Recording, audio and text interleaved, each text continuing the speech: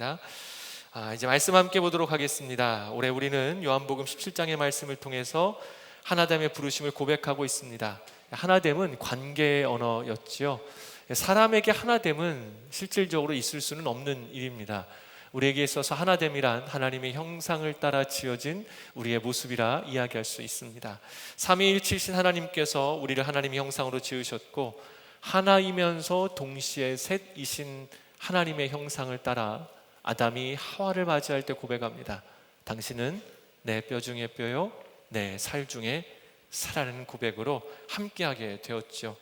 우리는 본래 하나라는 하나님의 완전하신 관계로 살아가도록 부르심을 받았습니다. 분명히 서로 다르고 뚜렷한 개성으로 지어졌지만 우리는 하나됨으로 살아갈 때 인생의 진정한 기쁨을 누리게 됩니다. 하지만 이 모습이 깨어집니다. 그래서 오늘 우리는 고통 속에 살아가지요. 이유는 죄 때문이었습니다. 죄가 들어오자 가장 먼저 하나님과 우리의 관계가 깨어졌고 사람과 사람 사이의 관계가 깨어지며 인생은 아픔으로 들어갑니다. 사랑했던 그 여인을 향해 저 여자라 부르는 것을 넘어서서 하나님 앞에서 아담은 숨어지게 되었고 하나님과의 관계는 단절됩니다. 생명의 공부에 끊긴 이 가정 안에 큰 문제가 생겼었지요. 형이 동생을 죽이는 일입니다. 그리고 그의 후손이었던 라멕이라는 사람은 자신이 젊은이들을 죽였던 것에 대하여 자신의 아내 앞에서 자랑하며 노래를 지으며 부르기까지 사람은 타락하고 무너지게 됩니다. 그래서 사람은 어두움과 죽음, 단절 속에서 살아가야 될 수밖에 없었지만 하나님께서는 이러한 우리를 불쌍히 여기셔서 여자의 후손이 뱀의 머리를 상하게 할 것이라는 말씀을 통해 예수 그리스도의 오심, 다시금 회복의 메시지를 우리 가운데 허락하십니다. 그리스도께서는 이 사명과 구속의 은혜를 가지고 이 땅 가운데 오셨습니다.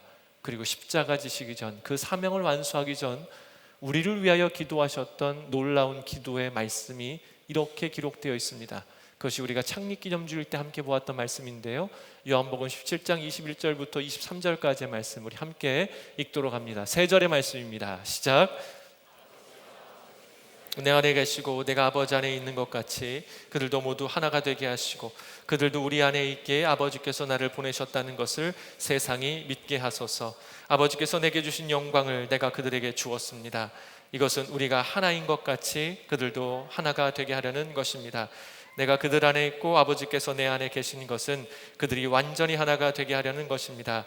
그것은 또 아버지께서 나를 보내신 것과 아버지께서 나를 사랑하신 것처럼 그들도 사랑하셨다는 것을 세상이 알게 하려는 것입니다. 아멘.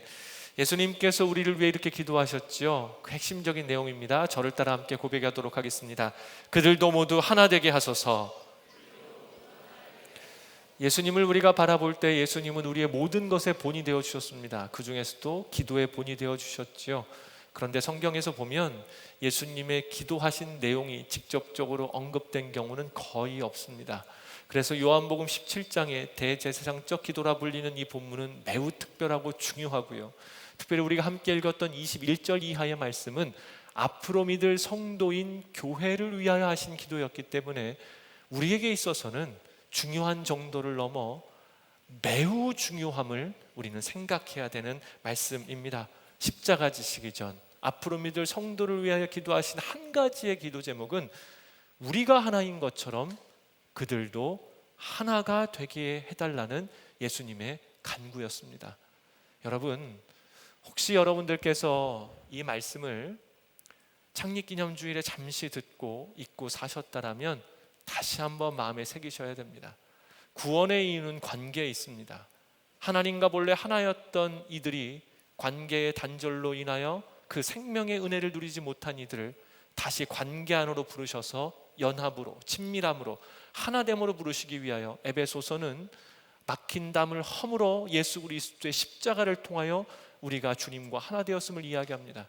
이 일은 하나님과의 관계뿐만이 아니라 우리와 우리 안에서의 관계도 이루어져야 될 귀한 모습입니다.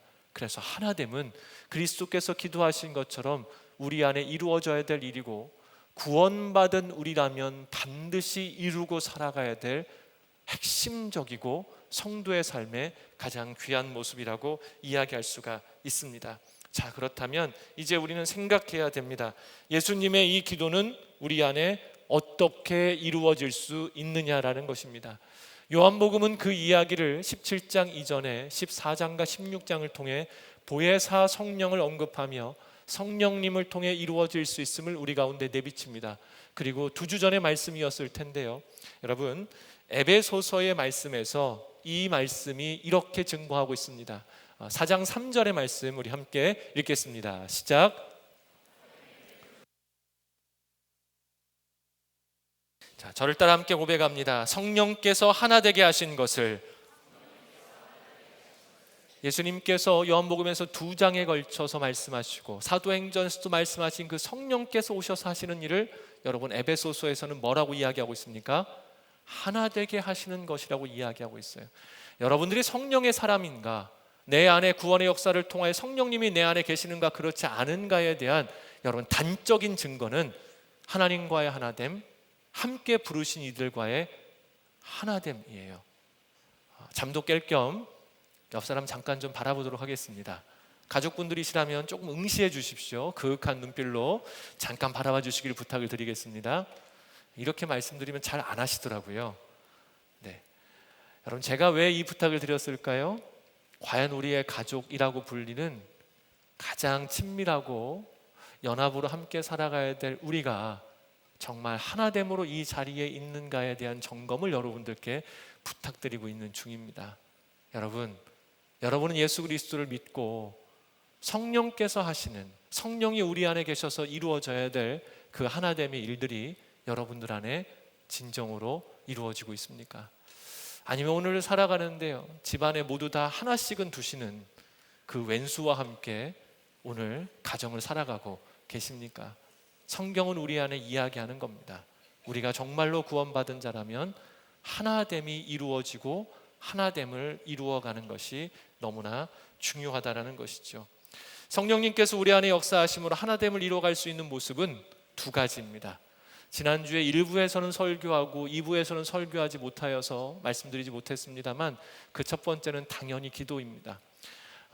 사도행전 1장부터 2장에 이르기까지 오순절 성령의 역사의 사건을 예수님께서 말씀하시며 본래 하나 되지 못하였던 이 제자들은 성령의 충만한 역사를 통하여 예수 그리스도로, 성령님으로 하나 된 놀라운 모습을 보였었죠.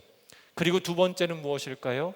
오늘 우리가 살펴보고 있는 이 말씀입니다. 바로 말씀이지요. 성경의 말씀을 통하여 성령님께서는 우리를 하나됨으로 이끄시고 성령의 역사가 말씀을 통해 드러나기 때문에 이 은혜의 일들이 성경의 말씀을 통하여 우리 안에 이루어질 수 있다는 겁니다. 어떻게 그 일들이 이루어질 수 있는가? 오늘 말씀이 그것을 증거하고 있는데요, 본문의 말씀입니다. 느헤미야 8장 9절의 말씀 우리 함께 읽도록 합니다. 시작.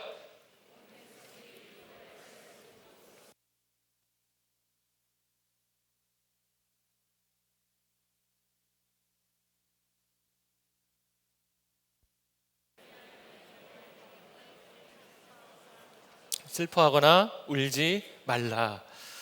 9절의 시작을 보면 이렇습니다. 온 백성이 율법의 말씀을 들고 울었다라고 나와 있어요. 모든 백성이 같은 모습입니다. 모든 백성이 하나 된 모습임을 성경이 우리 가운데 증거하고 있지요. 우리나라의 영적 부흥이라고 이야기할 수 있는 일을 우리는 보통 1907년에 평양 장대현 교회의 대부흥이라고 이야기를 합니다. 여러분, 평양 장대현 교회의 대부흥의 모습에서도 실제로 이러한 모습들이 일어났었습니다. 이 집회는 우리가 지금 하는 집회의 모습과는 조금 다르게 말씀 사경회로 모였습니다. 1월 6일부터 시작하여 1월 15일까지 무려 열흘간 낮에는 성경 공부에 남자들이 700명, 여자들이 250명, 그리고 저녁 집회에는 무려 그 당시에 모일 수 있었던 숫자로서는 큽니다. 1,500명에서 2,000명 사이가 매일 저녁에 모여 함께 집회하고 말씀을 듣는 것을 위주로 이들이 함께 모였었죠. 그리고 열흘 동안 가운데 7일 정도가 지났을 때 길선주, 그때는 장로였었습니다.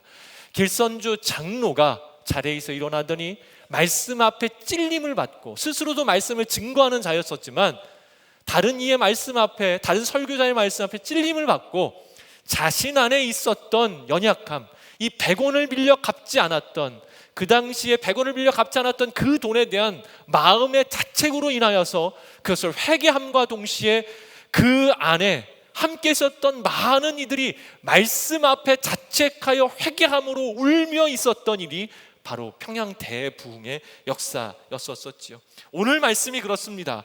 율법의 말씀을 들은 이스라엘 백성들이 한 마음으로 통곡하며 하나님 앞에 우는 모습이 성경 가운데 기록되어 있습니다. 말씀 안에 역사하신 성령의 역사가 이들이 하나됨을 증거하며 보여주었던 놀라운 장면이지요.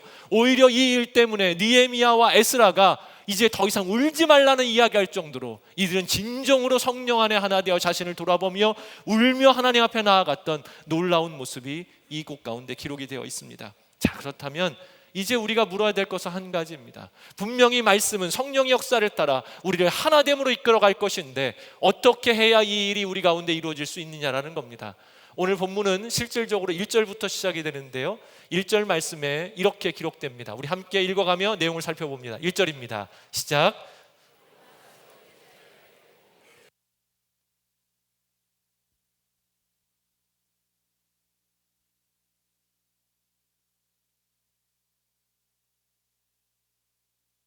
모세의 율법책을 가져와 읽어달라고 했습니다. 아멘.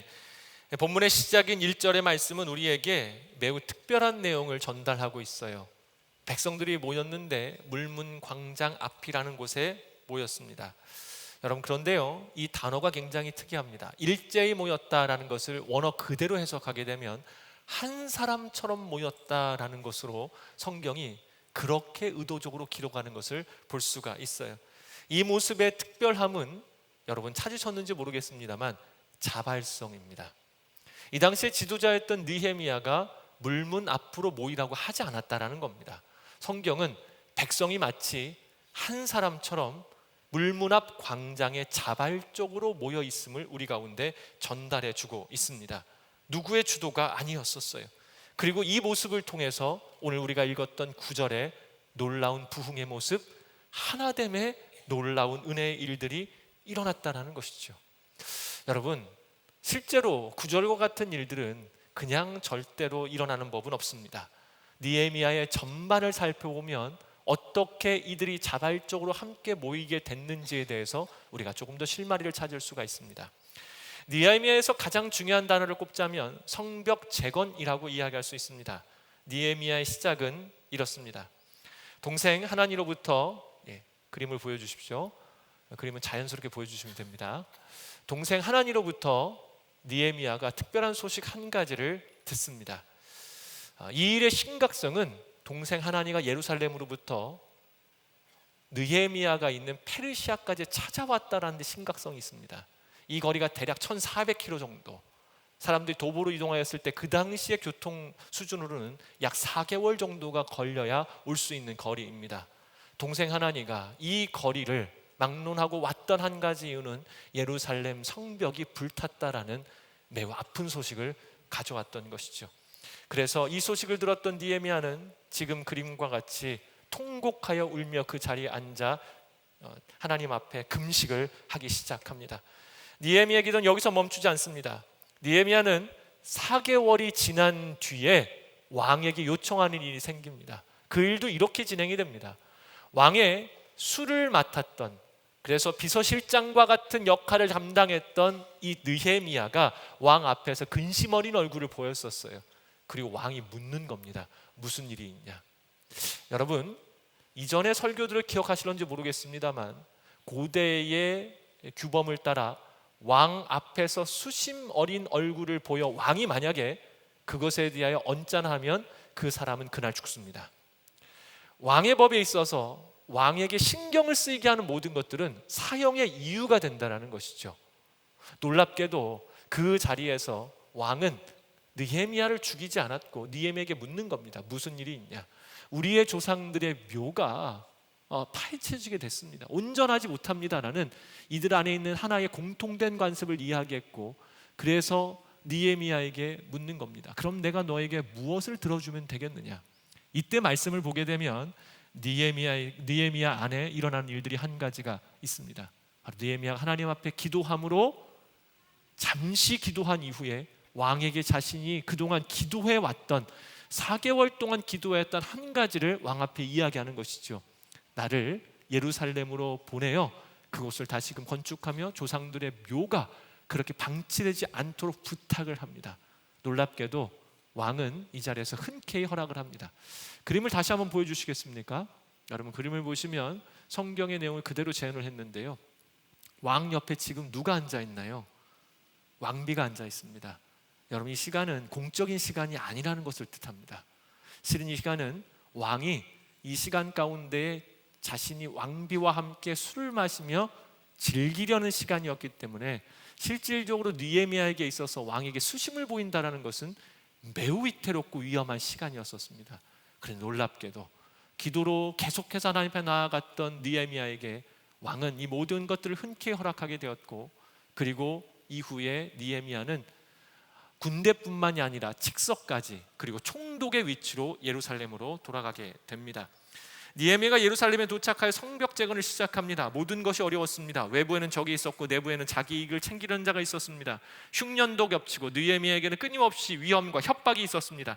하지만 느헤미야는 놀랍게도 이 일을 백성들과 함께 무려 52일 만에 성벽을 재건합니다. 여러분, 이것을 무려라고 이야기했던 이유가 있습니다.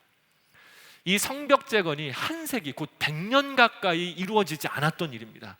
그런데 느헤미야는 돌아오자마자 52일 만에 2달이 걸리지 않은 채 이 성벽 재건을 완공했다는 것이죠. 자, 여러분께 여쭤보겠습니다. 100년 동안 재건하지 못했던 이 성벽을 무려 초인간적인 힘을 내어서 백성들과 함께 52일 만에 성벽을 재건했어요. 그러면 이제 뭘 하면 되겠습니까? 당연히 파티를 해야 되겠죠. 축제를 열어야 되겠죠. 이 일에 대해서 성과를 이야기하고 스스로를 치하하며 서로에게 격려하며 서로의 일을 높이는 일들을 해야 되지 않았겠습니까? 그런데요, 느헤미야는 아무 일도 하지 않습니다. 그리고 오늘 말씀의 8장 1절입니다. 6장에서 마무리된 이 일 가운데 느헤미야는 아무것도 하지 않고 그대로 가만히 있었는데 백성들이 갑자기 자발적으로 모이기 시작합니다. 하지만 이들의 모임조차도 성벽 재건을 축하하기 위한 모임이 아니었다는 것이죠. 우리가 읽었던 1절의 말씀은 말씀을 듣기 위해 이들이 모였다라고 우리에게 이야기하고 있습니다. 여러분, 다시 한번 묻습니다. 이스라엘 안에 이런 일이 어떻게 이루어질 수 있었던 것일까요? 실제로 이스라엘 내에서 이 일 자체가 매우 생소합니다. 성경에 보면 이스라엘이 모여 말씀을 듣기도 하고 기도하기도 하는 모습들이 보입니다만 자발적으로 모인 일 자체가 거의 없고, 모여서 이들 스스로가 그 당시에 학사에게 부탁하여 말씀을 읽어달라고 한 것은 아마 이곳이 유일하다고 해도 과언이 아닐 정도입니다. 성경에서 일어나지 않았던 일, 심지어 다윗 때에도 솔로몬 때에도 그 이전에 사무엘 때에도 일어나지 않았던 일들이 이들 안에 이루어지고 역사하고 있다라는 것이죠. 우리는 이 이유를 2가지로 생각해 볼 수가 있겠습니다. 첫 번째는 성벽이 건축되었기 때문이라고 생각해 볼 수가 있어요. 앞서 말씀드린 것처럼 한 세기 만에 이루어졌어요. 더 놀라웠던 것은 52일 만에 이루어졌습니다. 얼마나 대단한 집중력을 보였을까요? 성경에서는 이들이 한 손에는 창을, 대적을 막기 위해서입니다. 그리고 한 손에는 도구를 들고 이 성벽을 지었다라고 이야기를 합니다. 느헤미야는 신발을 벗지 못할 정도로 이 일에 매진하였음을 성경이 기록합니다. 한계를 넘어서는 수고와 헌신이 있었지요. 그리고 은혜 가운데 실제로 성벽은 완공되었습니다. 바로 이 지점입니다. 이 지점에서 이스라엘이 특별한 무언가를 느꼈다라고 생각할 수가 있습니다. 패망한 후에 이스라엘은 매우 척박한 땅이 되어버렸습니다. 그리고 이스라엘은 3차례에 걸쳐 바벨론 그리고 페르시아로부터 돌아올 수 있었습니다만 성벽이 불타고 난 후 깊은 상실감을 이들은 경험할 수밖에 없었던 거예요.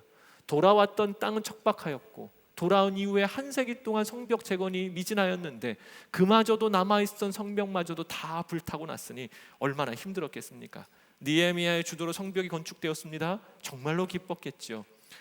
한 세기 동안 완공하지 못한 것을 이루었다라는 그 기쁨에 그 현실을 그들이 쟁취하고 마주하였을 때 여러분, 놀랍게도 어쩌면 이들 안에 생각지도 못한 또 한 가지를 대면했을지도 모르겠다라는 겁니다. 그것은 바로 진짜 결핍이었었죠. 이스라엘에게는 든든한 외적인 환경, 최소한의 안전망이 필요하다라고 생각했을런지도 몰라요. 우리를 지켜줄 성벽이 제발 재건되었으면 좋겠다라는 생각이 있었을런지도 모르겠습니다. 그러나 여러분, 그것이 완공되고 난 이후에 이들은 그 일들로 인해 각각 자기 자리에서 혹은 함께 모여 축제를 벌이고 기뻐하는 일이 아니라 놀랍게도 함께 모여 하나님의 말씀을 듣기로 간청하는, 성경에 어느 곳에도 기록되지 않았던 유일한 일이 이곳 가운데 일어나게 되었다는 것이요. 왜요?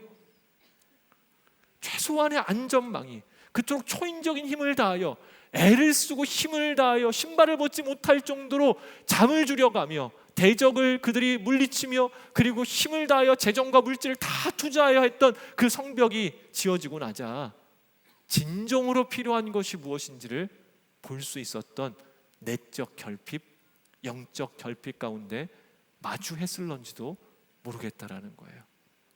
그래서 이들이 어떻게 합니까? 모이기 시작해요. 물문학 광장으로 함께 모입니다. 그리고 이례적으로 어느 누군가 주도하여, 느헤미야가 준비하고 에스라가 주도하여 한 것이 아니라 이들 자신들이 모여서 에스라에게 요청함으로 백성들이 함께 모여서 말씀을 읽어주기를 간절히 이야기했다라는 것이죠. 내적인, 영적인 결핍에 마주대할 때 이들이 움직이기 시작했어요. 여러분, 이런 말이 있습니다. 사람은 결핍을 마주대할 때 나에게 진정으로 필요한 것이 무엇인 줄을 알게 된다라는 말이 있습니다. 여러분들은 어떠십니까? 과연 우리는 진정한 결핍 앞에 마주대하고 있는지를 돌아봐야 될 시간입니다. 두 번째는요, 이 이루어질 수 있도록 환경이 준비되었다라는 겁니다. 느헤미야는 성벽 재건을 위해 모든 것을 바쳤어요. 그런데 만약 여쭤보겠습니다. 느헤미야의 진짜 목적이 성벽 재건에 있었다라면 여러분, 느헤미야는 성벽이 완공되고 난 이후에 이렇게 가만히 있을 수 있었을까요? 가만히 있지 못했을까요? 당연히 가만히 있을 수가 없습니다. 힘을 다해서 자신의 녹도 받지 아니하고 오히려 자신에 있는 모든 것을 다 내어주어 성벽을 재건한 일이 마무리가 됐다라면, 그래서 그 일 때문에 1400km나 되는 곳을 목숨을 걸고 와서 이 척박한 땅 가운데 무언가를 재건을 시켜놓았다라면 여러분, 느헤미야는 그 일을 아주 높이 샀을 겁니다. 그러나 우리가 보았던 것처럼 느헤미야는 아무것도 하지 않아요. 느헤미야 안에 진짜 목적이 따로 있었음을 보여주는 매우 중요한 대목입니다. 그리고 어쩌면 그 일을 기다리고 있었을런지도 몰라요. 그리고 이날 백성들이 함께 모인 이날을 성경은 2절 말씀을 통해 이렇게 기록하고 있습니다. 우리 2절 말씀인데요, 함께 읽어보도록 합니다. 시작. 제사장 에스라가 남녀 회중과 알아들을 만한 모든 백성들 앞에 율법책을 들고 나왔습니다. 일곱째 달 첫째 날 7월 1일이죠. 이스라엘 역으로 7월 1일이란 나팔절입니다. 기억하시는 성도님들이 계시겠습니다만 나팔절은 이스라엘로서는 새해를 시작하는 날이에요. 그래서 7월 1일이 되면 절기로 함께 모입니다. 나팔을 불고 하나님의 영광과 베풀어 주신 은혜, 그리고 행하실 일들에 대한 감사로 한 해에 모여 제사를 드리며 이들이 함께 모이는 절기로 지내는 것이 나팔절입니다. 새해를 위하여 함께 모였을 수 있겠지요. 이전에는 성벽이 제대로 방비되어 있지 않아서 함께 모이는 일은 적들에게 노출되는 일이기 때문에 어려웠을 겁니다. 그러나 최소한의 안전망이 갖추어졌어요. 절기를 따라 모였을 수 있겠습니다.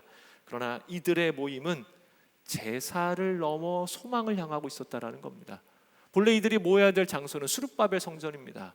이들이 돌아와서 다시 지은 그 스룹바벨 성전으로 들어가 하나님 앞에 제사를 드리는 것이 맞았겠습니다만, 놀랍게도 이들은 성전에 모인 것이 아니라, 성전 뜰에 모여 있는 것이 아니라 그들이 함께 지은 물문 앞 광장으로, 그들이 모일 수 있는 그곳으로 자발적으로 함께 모였다라는 것이죠. 그리고 에스라에게 율법책 읽기를 요청합니다. 이 모습은 성경 이렇게 기록하고 있는데 우리 4절입니다. 함께 읽어보도록 합니다. 읽겠습니다. 시작. 높은 나무 강단에 서 있었습니다. 그 오른쪽에는 마띠디아, 스마, 아나야, 우리야, hil기야, 마아세야가 서고 그 왼쪽에는 부다야, 미사엘, 말기야, 하숨, 스바다나, 스가랴, 무술람이 함께 있었습니다. 여러분, 이 모습이 굉장히 특별합니다. 자, 그림을 통해 잠시 보도록 하겠습니다. 그림을 통해 보시면 이런 모습으로 이해할 수가 있겠는데요, 여러분, 이 모습이 왜 특별하다고 이야기하는지 이해가 되십니까? 이스라엘 백성들이 자발적으로 모였다라는 것은 시스템이 갖추어지지 않는다라는 것을 보여주는 이야기입니다. 그들은 7월 1일 날 절기로 모였을 때 자발적으로 물문 앞 광장으로 모이기 시작했고, 누군가의 주도가 아닌 이스라엘 백성들이 함께 에스라에게 말씀을 읽어달라고 요청했을 뿐입니다. 그런데 가본이 지금 뭐가 있는 겁니까? 무려 총 14명이 함께 서 있을 수 있는 단이 준비되어 있었다라는 거예요. 지금이야 차를 부르고 준비된 사람들을 불러 한두 시간은 할 수 있었겠습니다만, 여러분, 수천 년 전에 14명이 서서 모든 백성이 볼 수 있는 높이의 단을 만든다라는 것은 그날로서는 불가능한 일이었을 거예요. 그런데 성경은 분명하게 기록하고 있습니다. 여기에 단이 있었고 그 위에 에스라가 올라갔고 무려 13명이나 되는, 아마 제사장으로 추정을 하는데요, 함께 모인 제사장들이 그 위에 올라갈 수 있는 단이 준비가 되어 있었다는 겁니다. 모인 것은 백성들이 맞습니다. 자발성을 가지고 요청한 것도 백성들이 맞습니다. 그러나 여러분, 이 일이 어떻게 이루어졌을까요? 기다리고 있었던 느헤미야가 이것을 준비하지 않았을까라고 저는 생각을 합니다. 말씀드렸죠. 느헤미야의 목적은 성벽 재건이 아니었었어요. 그는 이스라엘이 영적으로 다시금 새로워지고 주님 앞에 말씀으로 하나 되어지고 오직 하나님만을 바라며 하나된 백성으로서 이스라엘의 본래 정체성을 찾기를 바라는 것이 느헤미야의 진짜 소망이었습니다. 그러니 그 이후의 말씀을 보면 느헤미야를 통해 이루게 하시는 놀라운 일들을 우리가 볼 수 있게 돼요. 여러분, 자발적으로 움직였던 이스라엘, 결핍을 느끼며 자발적으로 움직였던 이스라엘 백성들의 모습, 그리고 거기에 더불어 무엇이 있었습니까?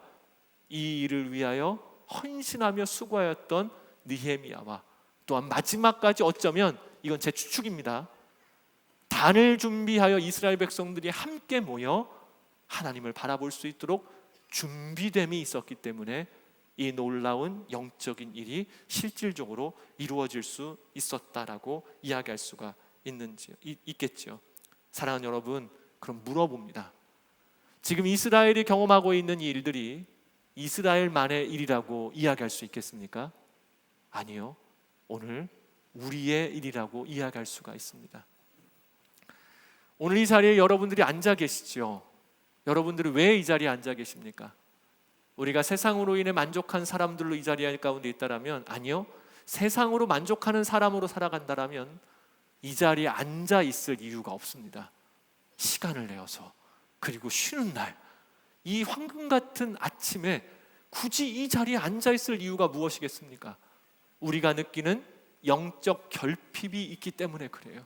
세상의 일들로는 채워지지 않는 빈가슴이 있음을 우리가 알기 때문입니다. 마치 이스라엘 백성들이 최소한의 안전망을 갖춰 성벽이 재건되었을 때에 무언가 부딪혔던 그 결핍이 그들을 자발적으로 이끌었던 것처럼, 우리 안에 성령님이 계시고 성령의 역사를 따라 우리는 세상의 것들로, 눈에 보이는 것들로, 세상의 가치로, 세상의 방식으로 살 수 없음을 고백하였기 때문에 여러분, 이 자리에 나와 있는 것이 아니겠습니까? 그렇다면 오늘 우리 안에 역사하시는 성령님의 인도하심을 따라 우리는 무언과 결핍을 느끼고 오직 우리를 채우시리가 하나님밖에 없음을 고백하며 우리가 이 자리에 나와 앉아 있는 것이죠. 그리고 우리가 또 한 가지 점검해야 될 것이 있습니다. 느헤미야를 통해 많은 것들이 준비되어 이들은 그 은혜의 시간들로 들어갈 수 있는 그 은혜를 누릴 수가 있었었죠. 주변을 한번 둘러봐 주십시오. 어떻습니까?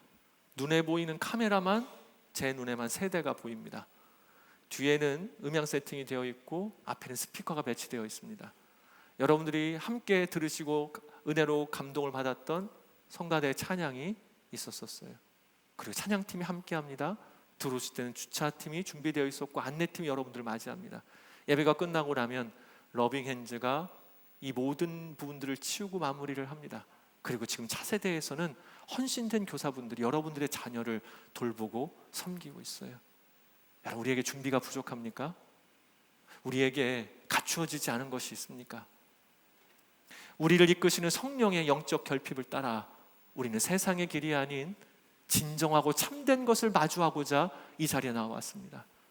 그리고 이 시간을 위하여서 어제부터 수고한 팀들의 세팅과 오늘부터 준비하고 계속해서, 그리고 이전부터 준비한 성가대의 찬양, 계속해서 헌신하고 있는 수많은 사람들의 준비 가운데 우리가 함께 이 자리에 모여 있다라는 거예요. 여러분, 그러면 이제 우리에게 남아있는 것은 무엇일까요? 9절의 말씀과 같이 이스라엘 백성들이 누리고 하나 되었던 말씀의 역사가 우리 가운데 이루어지는 일이 이제 우리에게도 준비되어 있고 이제 우리가 경험할 차례라는 것이지요. 자, 그래서 이제는 우리에게 모든 것이 갖추어졌다라면 우리에게 중요한 것은 이 흐름을 따라가는 일입니다. 3절 말씀이 어떻게 이 일들이 이루어졌는지를 계속해서 증거합니다. 우리 3절 함께 힘 있는 목소리를 읽어봅니다. 시작. 모든 사람들에게 이른 아침부터 정오까지 율법을 큰 소리로 낭독했습니다. 그러자 모든 백성들이 그 율법책에 귀를 기울였습니다. 그들은 이러한 마음으로 자았고 준비된 곳을 보며 말씀 앞에 서 있는 모습이었습니다. 그런데요, 여러분 보십시오. 이들이 언제부터 모여 있었다라고 성경이 이야기합니까? 이른 아침이라고 기록하고 있어요. 이른 아침이란 성경의 용례로는요, 해가 뜨기 전입니다. 고대 근동 지역은 뜨거운 곳이잖아요. 여기에서 해가 몇 시쯤 뜰까요? 아무리 늦어도 6시 전입니다. 5시 전에 뜰 거예요. 그런데 모든 백성들이 절기로 모였다라면 성전으로 가야 되는데 성전으로 가지 않고 일제히 한 사람의 모습과 같이 이들이 놀랍게도 물문 앞 광장으로 해가 뜨기 전부터 모여 있었다라는 겁니다. 더 놀라운 사실은 무엇인가요? 자, 그 다음입니다. 이른 아침부터 언제까지 말씀을 들었다라고 기록되어 있습니까? 정오까지요. 이 이야기를 할까 말까 고민을 하다가 말씀을 드립니다. 제가 소논누리교회를 섬기면서 가장 많이 듣는 컴플레인이 한 가지가 있습니다. 벌써 아시는 분들 계시죠? 설교가 길다라는 이야기입니다. 여러분, 저는 제가 목회자로서 섬기며 생각하는 한 가지가 있습니다. 일주일에 한 번 드리는 예배라면 최소한 예배는 2시간은 넘어야 된다는 게 실은 저의 생각입니다. 우리는 예배를 1시간 반 드려요. 여러분 생각해 보십시오. 5시 정도쯤부터 모이기 시작해서 이들이 6시간, 7시간이 넘는 시간까지 뭐만 했냐면 말씀만 들었어요. 가능하시겠습니까?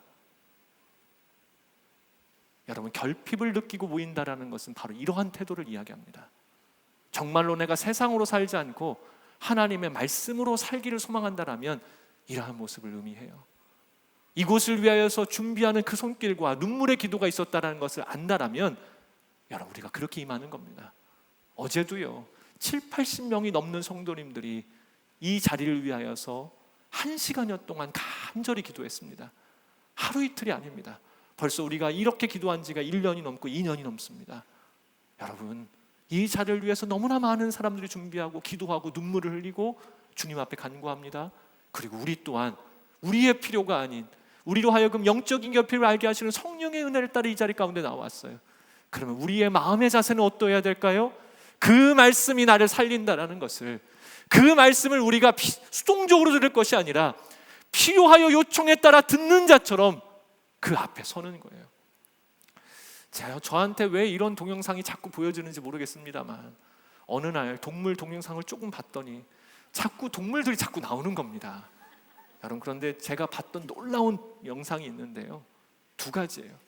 아기 새들에게 어미가 혹은 사람이 키우기 위해서 먹이가 다가오면요, 여러분, 이 새들은 정말 있는 힘을 다해 소리를 지르면서 입을 벌립니다. 어미가 먹이를 주든 안 주든 상관이 없어요. 그리고 염소나 소 있지요? 양들. 여러분, 이 어린 새끼들이 젖을 먹을 때 어떻게 반응하는지 보셨습니까? 사람들이 키울 때는요, 이렇게 젖병을 꽂아 놓으면 정말 자다가 깨서 정신없이 먹는 모습들을 봐요. 사랑하는 여러분, 우리를 살리는 것이 무엇입니까? 우리는 왜 이 자리에 나와 있습니까? 무엇 때문에 우리가 이 시간을 들 여기에 있습니까? 끌려오셨어요? 누군가 협박하여 오셨습니까? 아니요. 영적인 필요를 따라 영적인 결핍 앞에 무엇이 우리를 살리는지 알고 왔다라면 오히려 우리가 이야기하는 거예요. 예배 시간이 너무 짧습니다. 예배가 우리가 더 길게 했으면 좋겠습니다. 하나님께 예배들 말씀 듣는 일이 우리 가운데 생명이 됨을 알고 내가 이 일들을 더 했으면 좋겠습니다라는 것이 우리의 고백이어야 된다는 거예요. 현대인들이 너무 바쁘지요. 그래서 제가 물어봤어요. 정말 그렇게 바쁠까? 여러분 취미생활 하십니까? 골프 치시는 분들은 한 번 라운딩 나가면 몇 시간 하실까요? 취미생활 하시는 분들은 그 취미 한 번 하면 몇 시간을 하실까요? 반대로 또 물어봤어요. 요즘에 SNS를 많이 합니다. 동영상 많이 보시죠. AI를 통해서 통계 자료를 살펴보니 이렇습니다. 20대 이하, 30대 이하는 매일같이 하는 통계적 평균이 SNS와 동영상에 대한 평균이요 3시간 미만이에요. 2시간 반 이상을 SNS를 해요. 동영상을 보거나. 그럼 50대 이상은 얼마나 할까요? 2시간입니다. 평균이 그렇습니다. 매일같이 내가 원하는 것을 보거나 어쩌면 SNS라는 여러 가지 활동을 하거나 유튜브를 통해서 보는 이 시간들이 한국 평균 시간이 최소 2시간이 넘어가는 게 일반적인 분석이라는 겁니다. 사랑하는 여러분, 제가 간곡히 부탁을 드립니다. 우리가 과연 말씀 앞에 서 있을 때 어떠한 마음으로 주님을 바라보고 있느냐는 너무나 중요한 모습입니다. 나아왔지만 스스로 마음을 닫으면 은혜가 임하기가 너무나 어려워요. 나아왔지만 이 마음이 순전하지 못하면 나아왔음에도 불구하고 그 은혜가 우리 가운데 닿기까지는 너무나 힘들다라는 것이죠. 이들의 모습이 여기서 끝나지가 않습니다. 이렇게 하나님 앞에 힘을 다하여 서 있었던 이들의 모습을 5절 말씀을 통해 더 이렇게 증거합니다. 우리 5절 말씀 계속해서 함께 읽어보도록 합니다. 5절입니다. 시작. 그가 책을 펴자 백성들이 다 일어났습니다. 한 사람처럼 모인 이들이요. 이제 에스라가 앞에 서서 두루마리 이렇게 쫙 펼칩니다. 그랬더니 어떻게 했더라고요? 다 일어났어요. 그리고 성경은 그 뒤에 앉았다라는 얘기가 없습니다. 여러분 여쭤볼게요. 몇 시간 서 있었겠습니까? 여러분 찬양하실 때 일어나시죠? 그 앉으실 때요 여기저기 소리가 들려요. 아이고. 제가 여러분들께 말씀드린 적이 있었습니다. 여러분들은 왜 건강하시려고 합니까? 왜 관절이 튼튼하시면 좋겠어요? 저도 건강하면 좋으니까 그렇게 생각을 했다가 말씀드린 적이 있죠. 저는 나이가 들어서도 일어나서 찬양하고 싶어요. 누구보다 건강하게 예배드리고 싶습니다. 더 건강한 모습으로 예배드리기 위해서 저는 건강하고 싶어요. 제 관절이 그때까지 튼튼했으면 좋겠습니다. 사랑하는 여러분, 이들 모두가 일어섭니다. 그렇죠. 실제 그들은 말씀 앞에 다 일어서는 것이 그들의 관리였습니다. 그러나 이들은 어떤 사람들이었습니까? 100년이 지난 이 시점에서도, 포로로 돌아온 지 100년이 지난 이 시점에서도요 여전히 하나님의 말씀을 지키지 않았고, 이들은 타협했던 사람들이고 자신의 배를 위해서 살았던 사람들이고, 니에미야가 왔었을 때 자신의 종족을 자기를 위하여 종으로 팔아넘겼던 사람들이었었어요. 그럼에도 불구하고 이들 안에 남아있던 한 가지의 중심, 말씀 앞에서는 서야 된다는 겁니다. 그리고 여기서 끝나지가 않습니다. 이들의 반응이 이래요. 우리 6절 말씀 계속해서 함께 읽어가도록 합니다. 6절입니다. 시작. 온 백성이 손을 들고 아멘 아멘 하고 대답하며 얼굴을 땅에 대고 납작 엎드려 여호와께 경배했습니다. 아멘. 집회로 모이면 이스라엘은 먼저 하나님을 송축합니다. 그게 찬양의 형태일 수도 있고 선포의 형태일 수도 있어요. 어떠한 형태로든 이야기하는 겁니다. 선포하는 겁니다. 찬양하는 겁니다. 에스라가 앞에서 우리 주 하나님은 위대하십니다. 주님은 높고 영원하십니다. 아무도 손 안 드시잖아요. 사랑하는 여러분, 우리 안에 주님을 향한 갈망은 실은 우리로부터 시작되지 않았습니다. 우리는 이미 감당할 수 없는 우리를 위하여 죽으신 그리스도의 사랑을 알고 이 자리 가운데 나온 사람들이고, 그 사랑 때문에 하나님을 바라보니 나의 하나님이 얼마나 높고 위대하신 분인지를 알게 하시는 은혜를 경험하게 되었습니다. 그렇다면 우리의 모습과 태도는 어떠해야 될까요? 이들보다 뒤처져서는 안 된다는 것이죠. 다른 분들이 혹시 눈치가 보이십니까? 내가 그렇게 하기가 너무나 어려우십니까? 하나님께서는요 오늘도 여러분을 집중하고 계세요. 내가 사랑하는 그가 과연 나에게 어떠한 모습으로 예배하는가를 주께서는 바라보고 계신다라는 겁니다. 여러분, 그런데 그 사랑은 변하지 않음을 노래하고 그 사랑이 나에게 늘 있음을 우리가 기대하고 그분의 도우심을 우리가 늘 바라면서 과연 주 앞에 나아가는 우리의 모습이 어떠하느냐를 우리가 생각해 봐야 돼요. 두 손을 다 드는 거예요. 주님에 대한 찬양과 위대하심 앞에 두 손을 다 드는 겁니다. 그리고 뭐라고 고백합니까? 자, 저를 따라 함께 고백하도록 합니다. 아멘, 아멘. 여러분, 아멘을 두 번 했다라는 것은 의미가 있습니다. 아멘은 아만이라는 단어로부터 나온 단어이죠. 그냥 단순히 예라는 대답이 아닌 것을 잘 알고 계실 겁니다. 그렇게 될 줄로 믿습니다. 그렇게 되기를 소망합니다. 하나님께서 그렇게 역사하실 것입니다. 하나님의 위대하심을 선포하자 아멘이라고 그들은 대답하며 반응하는 거예요. 그리고 그 뒤에 이들이 뭘 요청했습니까? 말씀 있기를 요청했잖아요. 사랑하는 여러분, 말씀은 선포되기 이전에 먼저 아멘으로 화답하는 자에게 이루어지는 놀라운 역사가 있을 줄로 믿습니다. 아멘이십니까? 아멘. 아멘의 고백은 너무나 중요합니다. 이 말씀, 아멘의 뜻과 같이 이루어질 줄로 믿습니다. 주님께서 역사하실 줄로 믿습니다. 내가 그렇게 살아가기로 결단합니다라는 의미이잖아요. 여러분, 그러면 말씀이 선포되고 기도가 선포되고 찬양이 선포될 때에 아멘이라고 고백하는 자들과 그렇지 않는 자들의 삶이 달라질까요? 달라지지 않을까요? 달라지는 것이 너무나 당연합니다. 사랑하는 여러분, 그래서 부탁을 드립니다. 아멘을 너무 아끼지 마십시오. 저는 광적으로 아멘하는 거 좋아하지 않습니다. 그러나 아멘이라고 고백해야 될 때마저도 하지 않는 것은 우리 신앙을 스스로 깎아먹고 나를 주저앉게 하는 좋지 않은 습관과 모습입니다. 사랑하는 여러분, 부탁드립니다. 오늘 우리는 이제 이들의 모습을 함께 따라가야 합니다. 그리고 우리 안에 이루실 놀라운 말씀도 우리 안에 있어야 된다는 것이죠. 그래서 우리가 할 수 있는 최선의 모습을 보이십시오. 마음의 중심을 주 앞에 일으켜 세워주십시오. 할 수 있다라면 여러분들 두 손을 높이 드십시오. 여러분들 안에 주께서 이루실 일에 대한 소망이 있으시다라면 아멘으로 화답하십시오. 그리고 주 앞에 시간을 너무나 박하게 쓰지 마십시오. 많은 일들이 있으시겠습니다만 일주일에 한 번 시간을 정해서 주님 앞에 나와 예배드리는 일, 여러분, 우리에게 정말 어려운 일일까요?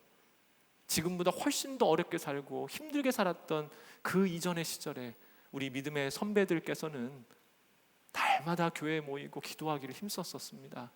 그러나 우리는 모이기가 힘들고 여러 가지 이유들이 있지요. 힘들다면 오히려 더 모이는 것이 맞습니다. 그것이 우리 안에 주께서 이루실 일들에 대한 시작점이 되기 때문입니다.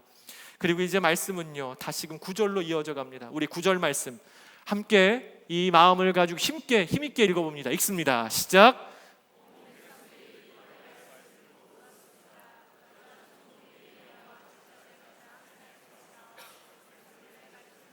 모든 백성들에게 말했습니다. 이날은 우리 하나님 여호와의 거룩한 날이니 슬퍼하거나 울지 말라. 아멘. 사랑하는 여러분, 축복합니다. 말씀이 임하여 우리의 심령을 새롭게 하시는 주님의 은혜가 임하기를 주님의 이름으로 축복합니다. 예배 가운데 얼마 전까지 여러분들 감격하시며 눈물을 흘리셨습니까? 제 가운데 늘 끊이지 않는 한 가지의 기도가 있다면 그건 바로 하나님, 눈물을 제게서 거두지 마시고 눈물을 회복시켜 달라는 고백입니다. 하나님 앞에서의 우리의 은혜 받음은 눈물에 있어요. 말씀 앞에선 우리는 부끄럽기 때문입니다. 그러한 나에게 주의 말씀을 주시는 은혜가 임했기 때문에 우리는 통회와 감격으로 주님 앞에 울게 돼요. 이것이 바로 진정한 하나됨입니다. 나 개인의 영역을 넘어 함께 모여 있기에 한 말씀을 듣고 한 찬양과 한 예배 가운데 우리가 울며 주님 앞에 나아가는 일, 이것이 바로 우리 교회 공동체가 회복해야 될 진정으로 중요한 모습이에요. 여러분, 그 뒤에 어떠한 일이 일어납니까? 위로가 임해요. 울지 않는 자에게는 위로가 임하지 않습니다. 울지 않는 자에게는 주님의 손길이 미치지 않아요. 울지 않는 자에게는 주님의 평안이 임할 수가 없어요. 우리가 주님 앞에 말씀으로 반응하여 나아갈 때 이루어집니다. 오늘 우리가 해야 돼요. 이 말씀의 흐름을 여러분 반드시 기억해 주십시오. 그리고 울지 말라라는 위로와 함께 10절 말씀을 이어지죠. 우리 마지막으로 읽고 마치도록 합니다. 10절 말씀 함께 읽겠습니다. 시작.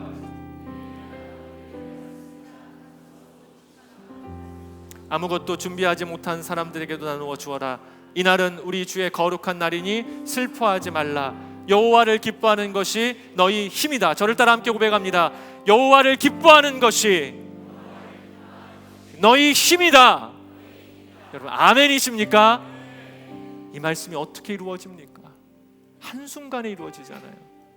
평양 장대현 교회 부흥의 역사는요, 수년 전부터 말씀 집회와 말씀 모임이 있었어요.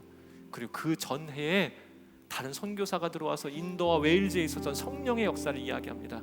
그리고 그들은 4개월 이상, 반년 정도를 성령의 역사를 위하여 끊임없이 기도했었어요. 준비하고 있었지요. 그리고 그 준비 가운데 말씀으로 함께 모인 이들 안에 그 놀라운 부흥의 역사가 이루어졌던 거예요. 오늘 우리에게 들어야 될 말씀이 있다면 여호와를 기뻐하는 것이 너희의 힘이다라는 이 은혜의 고백이 우리 가운데 들려져야 됩니다. 누구에게 들려지겠습니까? 우는 자들이요. 말씀 앞에, 그 말씀 앞에서 나 자신의 부끄러움으로, 그 말씀이 나에게 주어졌다라는 감격으로 우는 자들에게 이 말씀이 들릴 겁니다. 그리고 우리는 여호와를 기뻐하는 자들로 세상 앞에 하나님의 영광을 나타내는 자들로 서게 될 것이에요. 그런데 이 은혜의 일들이 어떻게 이루어집니까? 한순간이 아니었지요. 니에미야를 통해 준비한 그 일들, 누군가의 헌신을 통해 이루어진 그 시간들, 그리고 헌신의 시간 가운데 함께 동참한 백성들, 왕공의 기쁨이 아니라 성벽재건을 통하여 경험하게 된 영적 결핍을 통하여 진정으로 나아갈 길을 알고 한 마음으로 모인 그들 안에, 그들이 단순히 모임으로 끝나지 아니하고 일어서며 엎드리며 손을 들며 아멘으로 주님을 바라보며 수시간들을 주 앞에 머물러 있음으로 인하여 마음을 내어드렸을 때에 하나님의 영광이, 주님의 역사가 그들 안에 이루어진 것이에요. 사랑하는 여러분, 오늘 우리는 예수 그리스도를 믿는 자들로 함께 모였습니다. 우리 안에 이루어져야 될 가장 중요한 일은 말씀으로 하나된 은혜를 경험하여 주님 앞에 나아가는 일입니다. 축복합니다. 가정 안에 이 일이 이루어지기를 주님의 이름으로 축복합니다. 우리의 교회 안에 이 일이 이루어지기를 주님의 이름으로 축복합니다. 함께 나아가십시다. 오늘 말씀을 오늘로 끝내지 마시고요, 함께 우리가 나아가며 주님을 바라보도록 하겠습니다.